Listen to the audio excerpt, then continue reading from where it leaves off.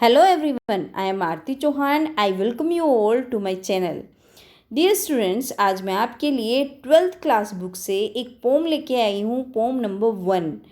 Pome का नाम क्या है? My mother at 66 and it was compose by Kamala Das. Kamala Das के बारे में जान लेते हैं पहले। कमला दास कौन थी? Kamala Das popularly known by her name one time pen name Madhavi Kutty. Kamala Das and married name Kamala Das, और जब मतलब उनका जो पेन नेम था वो था माधवी कुट्टी, और जो उनका शादी के बाद जो उनका नाम पड़ा वो है कमला दास। वो एक इंडियन इंग्लिश पोएट थी एज वेल एज, और साथ ही एक लीडिंग मलयालम ऑथर भी थी केरला से, क्योंकि उनका जो जन्म है मालाबार केरला में हुआ था, और वो वहाँ केरला की एक मलयालम की भी एक बड़ी ऑथर थी। मतलब कि वो मलयालम में और इंग्लिश में दोनों में लिखा करती थी। ये हैं जो आप पिक्चर में देख पा रहे हैं, ये हैं कमला दास। अब पढ़ते हैं पोएम। डियर स्टूडेंट्स, मैं पहले थोड़ा सा आपको बता दूं कि ये जो पोम है ये रिलेशनशिप दिखाती है between a mother and a daughter, कि किस तरीके से जब उसकी मम्मी, जो पोएटस हैं उनकी मम्मी 66 की एज में है। देखो, जैसे कि हमें नाम ही सजेस्ट कर रहा है कि माई मदर एट 66, मतलब उसकी मम्मी जब 66 साल की हैं, तब वो दिखाती है कि वो जो हमारे पेरेंट है वो कैसे दिखने लगते हैं, और हमारे अंदर कौन सी भावना जब पैदा होती है। चलिए अब स्टार्ट कर लेते हैं poem. Driving for my parents home to Cochin last Friday morning, I saw my mother beside me, doors open mouth, her face ashen like that of a corpse, and realized with pain that she was as old as she looked, but soon।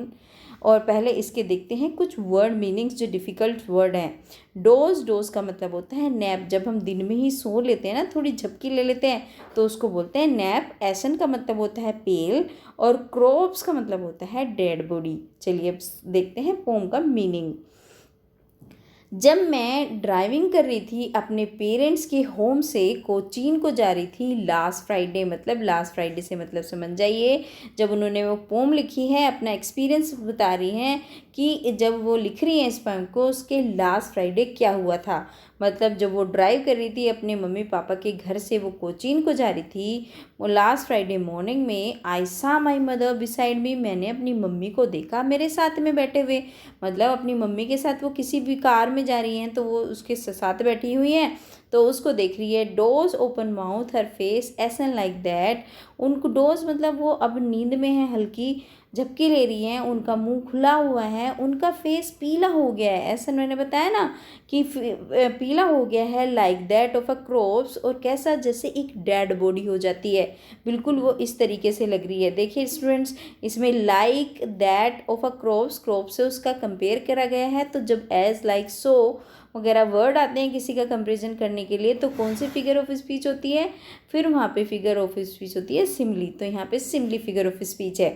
And realize with pain that she was as old as she looked but soon, और मैंने ये realise करा दुख में, मतलब मेरे अंदर दुख भर गया ये सोचकर कि वो इतनी बूढ़ी हो चुकी हैं जितनी कि वो दिखाई दे रही हैं। मतलब वो अब परेशान हो रही है ये देखकर कि मेरी मदर इस तरीके की हो गई है जितनी वो दिखाई दे रही है।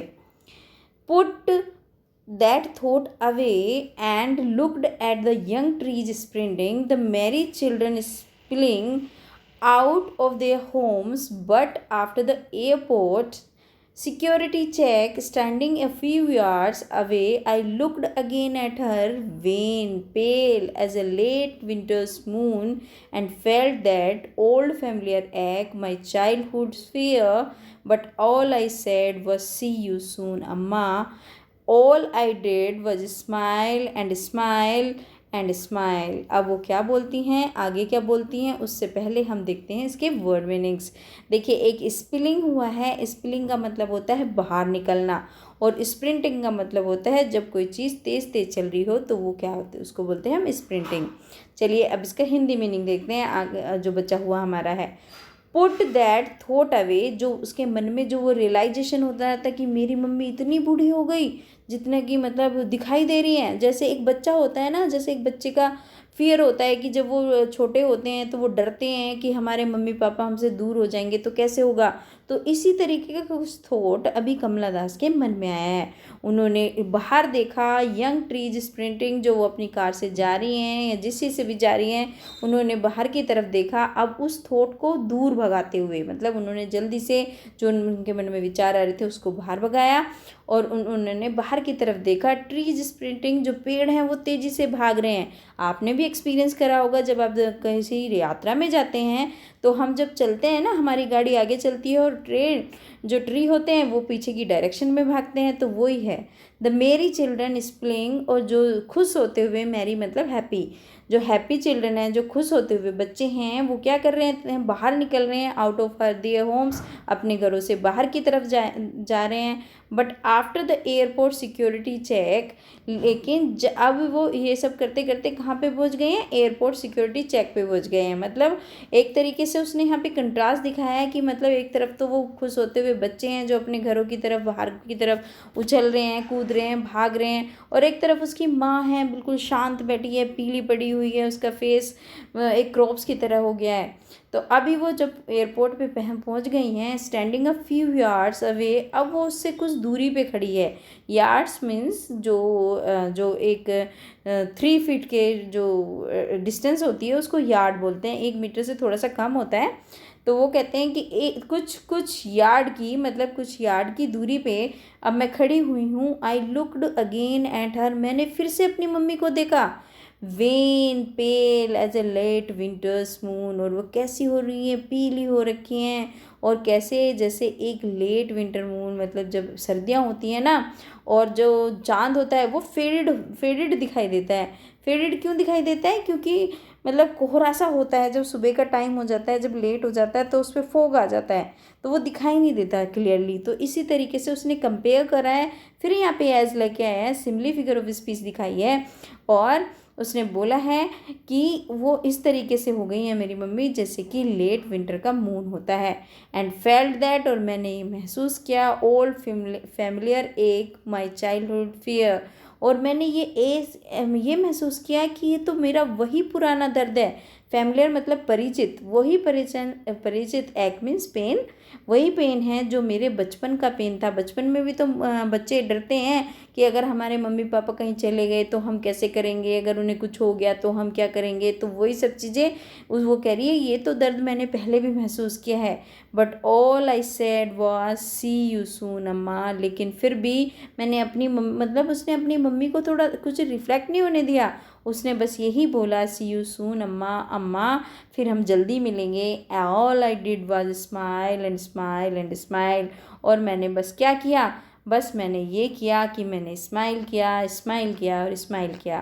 तो डियर स्टूडेंट्स, यहाँ पे एक फिगर ऑफ स्पीच और हमें देखने को मिली, क्या जो ये इन्होंने दिखाया है पर्सोनिफिकेशन, मतलब ट्रीज स्प्रिंटिंग, जो ट्री हैं वो क्या कर रहे हैं, वो भाग रहे हैं। तो जो पेड़ है उनका भागने का काम थोड़ी ना होता है, आदमी थोड़ी ना है कि भागेंगे। तो ये पर्सोनिफाइड करा है, ये है पर्सोनिफिकेशन, यहाँ पे फिगर ऑफ स्पीच यूज हुआ है यहाँ पे। और इसमें इमेजरी पोएटिक डिवाइस भी यूज़ हुई है, क्योंकि इमेजरी कैसे, क्योंकि उसने जो एक ओल्ड एज की इमेजरी दिखाई है कि एक बूढ़े कैसे होते हैं, विंटर टेल जो एक क्रॉप्स की तरह दिखाई दे रहे हैं, विंटर पेल मून की तरह दिखाई दे रहे हैं। तो ये क्या है, ये एक इमेजरी है। और देखिए लास्ट लाइन में आप देखिए, ये जो आप देख रहे हैं स्माइल स्माइल एंड स्माइल, तो इसमें उसने रिपीटेशन ऑफ द वर्ड दिया है। तो यहाँ पे क्या है, ये रिपीटेशन पोएटिक डिवाइस यहाँ पे यूज हुई है। चलिए अब स्टूडेंट्स देख लेते हैं इसकी पोएटिक डिवाइसेस, वही जो मैंने आपको बताया है, इमेजरी यूज़ हुई है कहाँ पे, जब उसने हमें दोनों का दिखाया है, डेथ कैसी होती है और यूथ कैसा होता है। यंग ट्रीज़ की इमेज भी दिखाई है और मैरिड चिल्ड्रन की भी दिखाई है एक कंट्रास्ट के रूप में, कि एक मदर से कैसे वो कंट्रास्ट है। यंग जो पेड़ हैं वो कैसे भागते हुए दिख रहे हैं, और जो खुश होते हुए बच्चे वो कैसे बाहर जा रहे हैं, और जबकि मम्मी कैसी है, एकदम बैठी है, तो वो एकदम contrast. The poetic device use a simile, simile भी यूज़ हुई है, मैंने आपको बताया, जहाँ भी एज और लाइक करके या सो करके कंपेयर करते हैं तो वहाँ पे सिमली होता है। मेटाफर फिगर ऑफ स्पीच भी यूज़ हुई है, रिपीटेशन भी ये मैंने आपको बताई हैं सारी की सारी। रिपीटेशन स्माइल में पर्सोनिफिकेशन, जब उसने मानवीकरण कर दिया है ट्रीज़ को बोला है कि वो भाग रहे हैं, तो वहाँ पे कौन सा फिगर ऑफ स्पीच हुआ है, वहाँ पे फिगर ऑफ स्पीच हुआ है पर्सोनिफिकेशन। देखिए इसमें मैंने आपको डिटेल में बता दिया है कि कहाँ पे, और जो मेटाफर भी है इसमें, जो ट्रीज स्प्रिंटिंग है इसमें मेटाफर फिगर ऑफ स्पीच भी है, क्योंकि इन्होंने दिखाया है कि ऐसे चिल्ड्रन ऐसे भाग रहे हैं जैसे भाग रहे हों, चिल्ड्रन ऐसे हैं कि जैसे वो बाहर की तरफ निकल रहे हों, जबकि उसने एज ए सो वर्ड का यूज़ नहीं करा, कंपेयर करा है लेकिन एज ए सो वर्ड का यूज़ नहीं करा, तो इसलिए यहाँ पे कौन सी फिगर ऑफ स्पीच है, यहाँ पे आपकी मेटाफर फिगर ऑफ स्पीच है। तो डियर स्टूडेंट्स, ये तो आपकी ख़त्म होती है poem. Please like, comment and subscribe my channel and share with others too. Thank you so much.